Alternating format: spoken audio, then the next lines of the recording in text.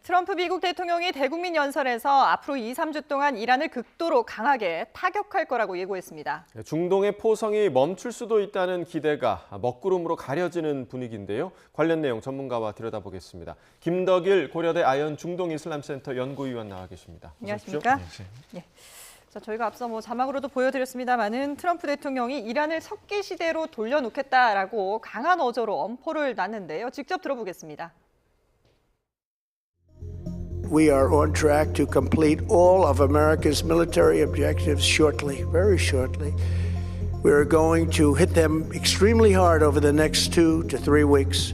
We're going to bring them back to the Stone Ages where they belong. If there is no deal, we are going to hit each and every one of their electric generating plants very hard and probably simultaneously. We have not hit their oil, even though that's the easiest target of all, because it would not give them even a small chance of survival or rebuilding, and there's not a thing they could do about it. They have no anti-aircraft equipment. Their radar is 100% annihilated. 트럼프 대통령 매일매일 다른 발언을 쏟아내고 있지만 어제까지만 해도 종전에 대한 기대감을 높였기 때문에 상당히 이제 오늘 대국민 연설에서도 그런 내용이 나오지 않을까 싶었는데 정반대의 어떤 강력한 경고가 나왔거든요. 앞서 저희가 속보로도 전해드렸습니다만은 그러다 보니까 우리 주식시장도 좀 예상 못하고 매도 사이드카가 나오기도 했는데 글쎄요, 이 많은 예상과 다른 내용을 미리 준비를 하고 있었던 걸까요? 어떻게 봐야 될까요? 예, 그렇죠. 이제 대국민 연설이었으니까요. 그동안 트럼프 대통령이 메시지를 남기는 것은 이제 SNS에 글을 쓴다든가 아니면 대통령 전용기에서 기자들의 질문에 대답을 한다든가. 즉흥적으로 한 그렇죠. 거죠. 예. 그리고 이제 다른 연설장 같은 데서 이렇게 얘기하는 것들이 있었는데 이번에 한번 체계적으로 한번 모아서 국민들에게 메시지를 전하고 싶었던 것 같고 반대로 얘기하자면 이제 전 세계 그리고 이란 쪽에다 보내는 메시지를 이제 공식화했다 볼 수 있을 것 같습니다. 그래서 4월 6일에 시한이 있었기 때문에 이제 4월 1일 날 굳이 종전 선언을 할 필요는 없었을 것 같습니다만 종전에 관한 시점은 분명히 얘기했죠. 조만간이고 2, 3주에 걸쳐서 계속 타격하고 끝낼 것 같은 얘기를 했습니다. 그래서 그런 종전보다는 이제 더 이란을 더 압박하겠다는 신호로 받아들일 수 있겠고요. 최후 통첩은 이미 했었죠. 4월 6일까지 기다리겠다 발전소 타격했는데 이란 측에는 그거 다시 한번 상기시켜 주는 것이고 미국 국민들한테는 미국은 석유가 많이 있다는 얘기를 계속했습니다. 그래서 단기간 유가가 오른 것 같지만 조만간 끝날 것이라고 얘기를 함으로써 이것이 과연 미국 유권자들을 얼마나 설득시킬 수 있을지는 모르겠습니다만은 그렇게 지금 트럼프 대통령의 발언을 봐서는 지지율에 지금 그렇게 일희일비하지는 않고 계속해서 이란을 계속 타격하겠다 이런 메시지 전했다고 볼 수 있겠습니다. 네. 오늘 그 연설을 듣고 이제 저희도 그래서 이 연설의 중요 내용이 뭘까라는 해석을 상당히 좀 많이 했는데 왜냐하면 지금 지상군이 중동으로 많이 투입이 된 상황이기 때문에 직접적으로 지상군을 투입하겠다는 건지 아니면 앞으로 군사행동을 구체적으로 좀 어떻게 하겠다는 건지 이 부분에 대해서는 좀 어떻게 분석하셨어요? 내용만 놓고 보면 지상군을 투입할 가능성은 높아 보이지 않습니다. 오히려 정밀 타격해서 공습을 위주로 해서 남은 지금 이란의 시설들을 더 타격하겠다는 그런 모습이 느껴졌습니다. 그래서 이미 지상에 있는 군사 시설들은 상당 부분 타격을 했고 많이 약화시킨 건 이제 분명하고요. 더 나아가서는 이제 지하에 있는 군사 시설까지 더 공격하겠다는 점까지 계속 한 것 같고 이제 남은 목표를 이란 국토가 넓기 때문에 남은 목표를 이제 하나씩 더 샅샅이 찾아서 타격하겠다는 것을 볼 수 있겠고 더 나아가서는 이란의 어떤 산업 자체를 아예 재기 불능 상태로 만들겠다 그런 것이 느껴졌습니다. 그래서 이제 석기 시대 얘기가 나왔으니까 그렇다면 분명히 전기 같은 것도 좀 오늘은 이제 담수화 시설 같은 자세한 얘기는 하지 않았습니다만 아예 이란의 어떤 산업 능력 자체를 그래서 얼마 전에 이스라엘도 그렇게 같이 공습을 하지만 군수 산업과 관련된 부분 그러니까 전쟁 지금 당장의 전쟁 시설보다도 앞으로 이제 이란의 시설 자체를 이제 군사력과 연결될 수 있는 그런 산업 기반 자체를 아예 이제 불능 상태로 만들겠다 그런 신호로 볼 수 있겠습니다. 그래서 아마도 발전소는 분명히 이제 타격이 될 것 같고요. 담수화 같은 경우는 이란은 지금 담수화도 이제 폭격을 하겠습니다만 할 수 있겠습니다만 이란의 담수화 비율이 높지 않고 이미 담수화 시설이 있다고 해도 가뭄으로 최악의 가뭄 사태를 겪고 있기 때문에 지금 하여튼 저는 이번에 석기 시대까지 나온 거 봤을 때 이란 지금 지도부를 향해서는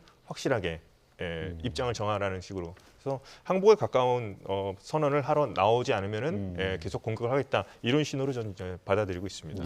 항복을 하지 않으면 계속 공격하겠다라고 분석을 해주셨는데 실제로 이제 그러면서도 트럼프 대통령이 협상은 계속되고 있다. 잘 되지는 않지만 어쨌든 협상은 할 것이다라는 의지를 보이지 않았습니까? 누구하고 협상을 하겠다는 걸까요? 그 대상이 누굴까요? 지금 그 사람들이 이제 많이 지금 물망에 오르고 있고 이제 예측, 지금 추측의 영역에 머물러 있는데요. 만약에 잘 되고 있다, 협상을 할 사람들이 잘 되고 있다라면 원래는 이제 그건 비밀로 지켜주면서 몰래 접촉하는 것이 저는 많은 상식적인 선이라고 생각하는데 트럼프 네. 대통령 계속 이름을 열거하고 있죠. 이제 보면 지난번에는 국회의장 출신이었던 갈리바프를 예. 직접 찍어서 얘기를 했고요. 지금 또 얘기를 보면 또 페제시키안이 아닌가 얘기가 들리기도 네네. 하고 그래서 계속해서 이렇게 얘기를 하고 새로운 지도자, 뭐 새로운 이렇게 체제, 그다음에 뭐 그 전보다 덜 강경한 사람들이 네네. 얘기를 해서 오히려 이렇게 하면 그 이란 지도부 안에서 오히려 지금 혼란을 일으킬 가능성이 높아 보입니다. 누굴 보고 얘기하는 것인가? 지금 언론들도 좀 복잡해하는 것만큼이나 이란 수뇌부 안에서는 우리 안에서 좀 누가 지금 실제로 접촉하는 사람이 있는 것인가 엄청난 지금 혼란을 일으킬 수 있을 것 같습니다. 그래서 체계적으로 이란 수뇌부가 대응하는 것을, 그러니까 협상을 받아들이게끔 하면서 계속해서 이란 수뇌부 안에서는 계속 분열을 일으키게 하려는 트럼프 대통령의 어떤 수사라고 생각합니다. 내부 혼란을 의도하는 그런 예. 발언으로 볼 수 있다. 예. 지금 페제시키안 대통령 이야기를 하셨습니다만 굉장히 오랜만에 본인의 목소리를 좀 냈습니다. 예. 그러니까 대립은 무의미하다. 그래서 이제 전쟁 종식에 대한 그런 뜻을 내비치기도 했는데 지금 뭐 이렇게 되면 이란 내부에서도 지금 강경한 사람들만 있는 게 아니라 이번 그 전쟁을 좀 대화로 끝내려는 세력이 있구나라는 걸 좀 느낄 만한 대목이 아닌가 싶은데요. 네, 그렇습니다. 이란 뭐 사회뿐만 아니라 지금 수뇌부 안도 어떤 획일적으로 엄청 단결돼 있다 그렇게 봐서는 안 될 것 같은 게 이제 이번 발언을 통해서 더욱더 분명히 드러나는데요. 페제시키안 대통령이 그나마 지금 현재 이란 상황을 객관적으로 이제 파악하고 있는 사람이죠. 네. 얼마 얼마 전까지만 해도 혁명 수비대와 대립하면서 지금 이 상태로 가면 경제가 3, 4주 안에 무너진다고까지 얘기를 했었고요.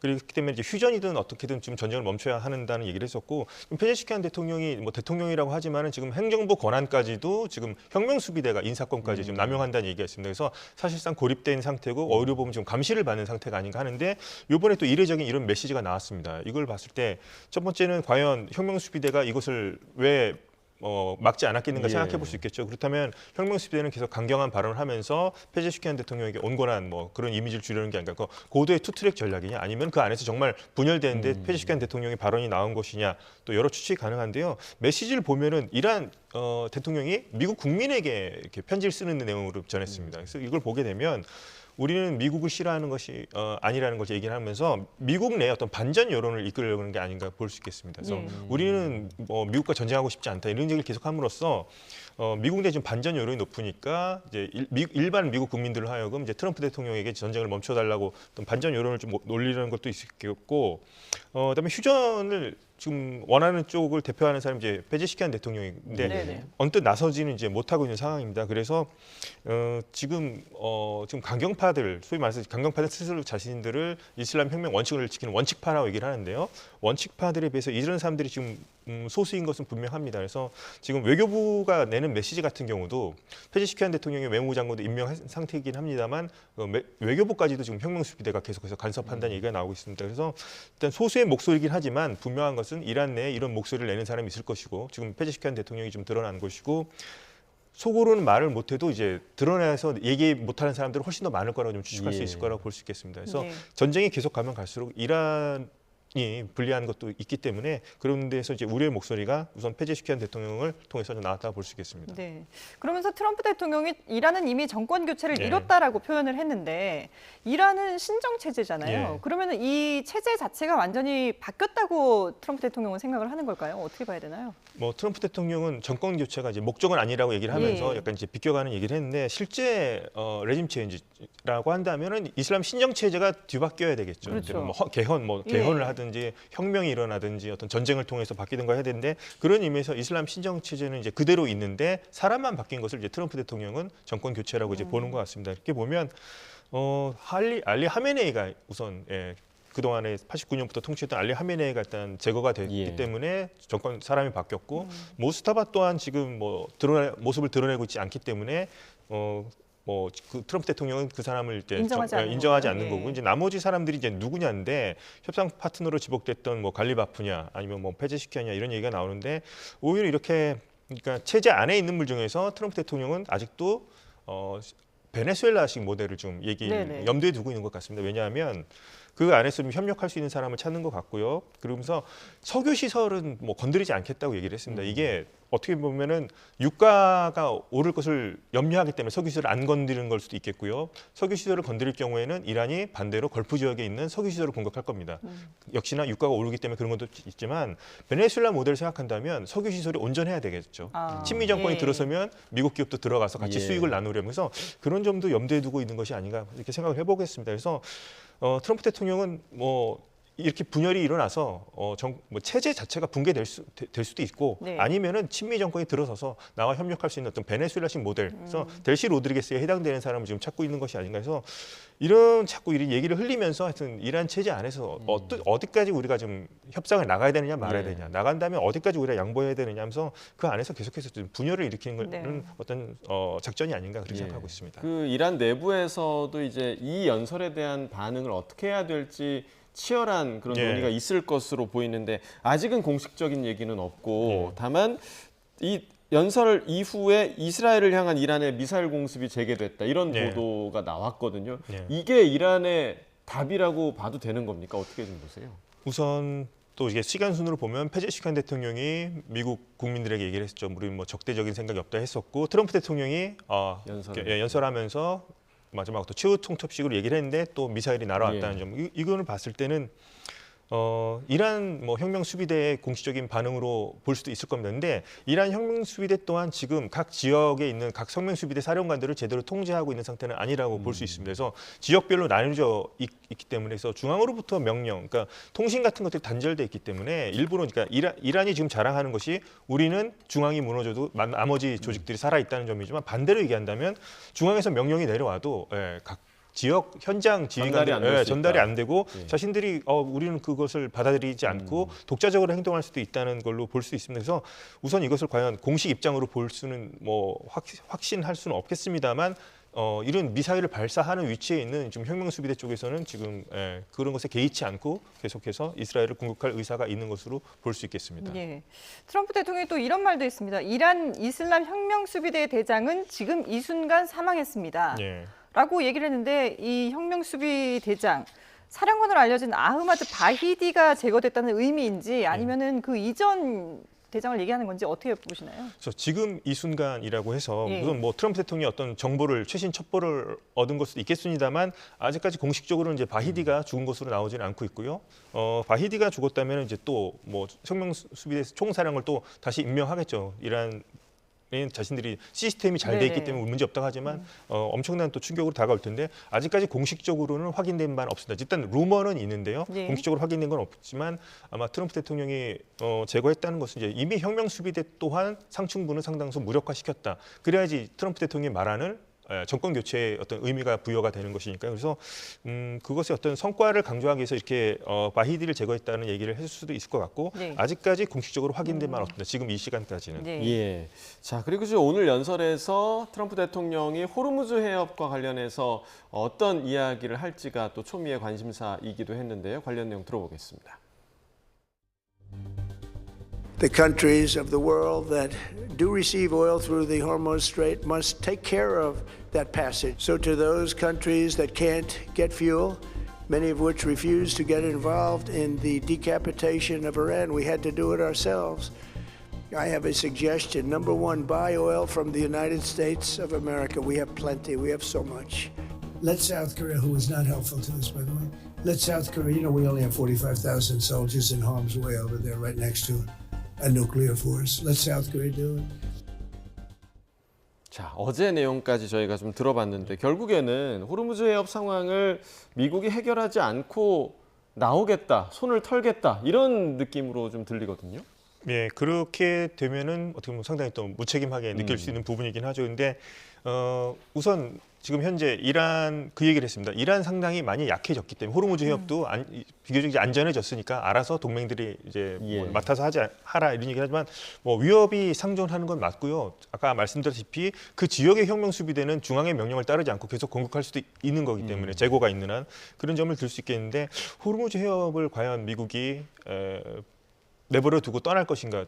저는 뭐 그러지 않을 가능성도 있다고 생각합니다. 지금 이렇게 얘기함으로써 걸프 지역의 어떤 미국의 동맹국들이라든가 다른 이제 나토 국가들도 상당히 이제 긴장하게 만드는 겁니다. 왜냐하면 호르무즈 해협 지나서 걸프만 안에 영국의 해군 기지도 있고요, 프랑스 해군 기지도 있습니다.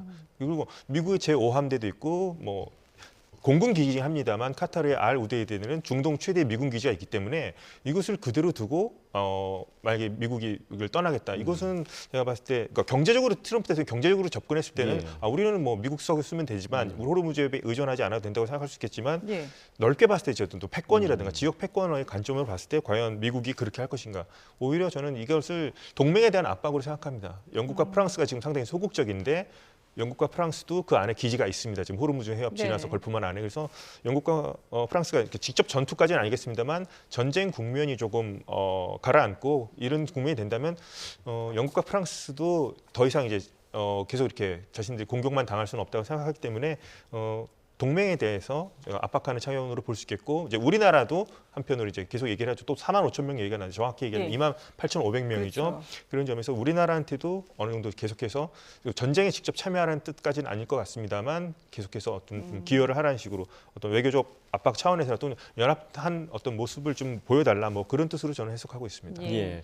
자, 오늘 그 대국민 연설에서 트럼프 대통령이 나토 탈퇴 관련 이야기를 언급하진 않을까 또 관심이 모아졌었는데 이 내용은 좀 빠졌습니다.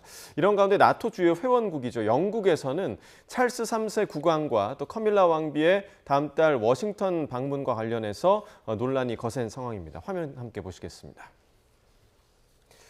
자, 버킹엄 궁이 밝힌 바에 따르면요. 찰스 3세와 카밀라 왕비 이달 27일부터 30일까지 트럼프 대통령의 초청에 따라 미국을 국빈 방문할 예정입니다. 지난해 9월 트럼프 대통령의 영국 국빈 방문에 대한 답방의 성격이지만 방문 시기와 적절성이 논란의 중심에 있는 건데요. 이란 전쟁 발발 이후 트럼프 대통령이 영국을 포함한 동맹국들의 노골적으로 섭섭함을 드러내고 있는 상황에서 굳이 미국에 가야 하느냐라는 여론이 영국 내에서 형성되고 있는 겁니다. 실제로 하루 전 트럼프 대통령은 자신의 SNS에 영국을 콕 집어서 호르무즈에서 석유를 직접 가져가라 이렇게 비난을 하기도 했고요. 영국 언론과 인터뷰에서는 나토를 종이 호랑이라고 깎아내리기도 했습니다. 그러자 영국 정치권에서는 이번 방미를 만류하는 목소리가 계속해서 나오고 있고요. 또 영국 온라인 청원 플랫폼에도 이번 국빈 방문 취소를 촉구하는 청원에 14만 명이 넘는 시민이 참여했다고 하는데 그럼에도 불구하고 트럼프 대통령과 마주한 찰스 3세의 모습을 보게 될지 주목됩니다. 자, 트럼프 대통령이 지금 영국 그리고 나토 동맹국들을 향해서 사실 조롱 섞인 얘기도 상당히 좀 많이 했고 여러 가지 불만을 드러내고 있는 상황인데 미국의 나토 탈퇴 가능성에 대해서는 어떻게 좀 전망하십니까? 탈퇴까지는 가지 않을 것 같은 생각을 조심스럽게 하고 있습니다. 이제 트럼프 대통령은 대개 보면 이제 행정명령을 통해서 유엔 기구 안에 있는 것도 자신이 이제 마음에 들지 않는 기구들이 대거 탈퇴한 적이 있습니다. 근데 나토 같은 경우에는 이제 의회의 동의도 필요한 것이 될 수 있겠고요. 그리고 이것이 이제 냉전 이후에 자유진영의 어떤 거대한 어떤 안보 블록으로서 탄생했기 때문에 이것을 만약에 탈퇴하게 될 경우 미국 없는 나토를 생각해 봤을 땐 정말 종이 호랑이가 과장된 표현은 아닌 건 분명합니다. 그리고 이렇게 될 경우에는 러시아에게 상당히 좋은 일을 시키게 되는 거겠죠. 그리고 러우 전쟁의 전황도 바뀌게 될 수 있겠고 그렇기 때문에 러시아를 견제하고 그런 차원에서라도 나토를 탈퇴하는 것까지는 가지 않을 것 같습니다. 또 법적인 절차도 아까 말씀드렸듯이 의회의 절차도 있고요. 그래서 오히려 좀 이제 나토에 대해서 태업을 하는 그런 쪽으로 약간 좀 이를테면 유럽에 주둔하고 있는 미군 숫자를 줄인다거나 그러면서 계속해서 그런 국방비를 GDP 5%까지 올려보든가 이렇게 유럽 국가들 압력을 가하겠죠. 미국 없이 한번 할 수 있으면 해봐라는 식으로 이렇게 얘기할 것 같고요. 이제 나토 이제 의사 표현을 한다면 이번 7월달에 튀르키예 앙카라에서 나토 정상회의가 있습니다. 이게 트럼프 대통령이 참석을 안 할 수도 있겠고요. 그래서 그런 의사 표시 같은 걸 하면서 미국 없이 한번 잘할 수 있나 두고 보자 이런 식으로 당분간은 나토와의 관계를 좀 이렇게 소원하게 나가는 쪽으로 가능성이 높아 보이고 탈퇴까지는 갈 가능성이 높아 보이지는 않습니다. 나토 사무총장이 다음 주에 백악관을 방문한다는 보도도 있었는데 그러면은 트럼프 대통령이 이제라서 뭔가 좀 여기에 대한 불만을 표시할 수도 있을 것 같은데요. 불만을 표시할 수도 있을 것 같고요. 그래서 그러니까 뭐 복지에 그동안 많이 투자를 했고 예. 그동안 미국의 안보에 무임승차했으니 좀 복지 비용을 줄이고서라도 좀 방위비를 GDP 대비 뭐 5%까지 아니더라도 올려봐라 이런 얘기를 계속할 것 같은데 또 유럽에 있는 정치인들 입장에서는 또 자신들의 그 복지 비용을 줄이고 방위비를 올린다는 것은 자신의 뭐 당선에 도움이 안 될 수도 있기 때문에 엄청난 또 고민을 많이 하게 될 것 같은데요. 예. 나토는 뭐 당장에 뭐 군 병력을 파병까지는 하지 않더라도 트럼프에 대해서는 뭐 외교적으로라도 지지하는 입장을 계속 마크 리터 이제 사무총장인데요. 그런 입장을 보일 것 같습니다.